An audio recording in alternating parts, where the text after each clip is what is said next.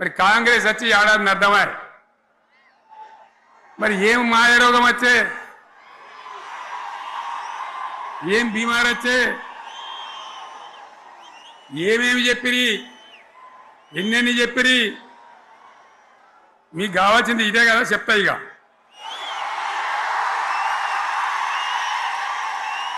వాళ్ళ కథ చెప్పే ముందు మన కథ కూడా చెప్పాలి కదా ఎన్నెన్ని మాటలు చెప్పిరి వరుస బట్టి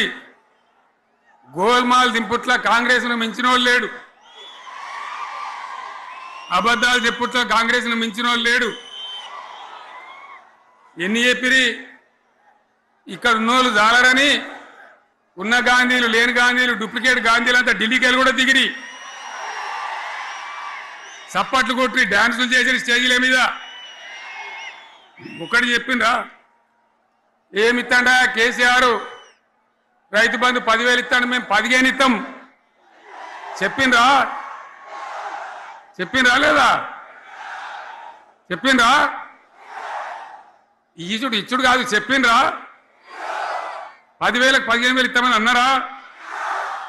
కేసీఆర్ పెన్షన్లు 2,000 ఇస్తాడు మేము 4,000 ఇస్తాం చెప్పిండ్రా ఇంకేం చెప్పిండ్రు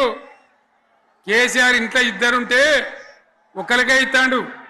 మేము ముసలోనికి ఇద్దరికి ఇస్తాం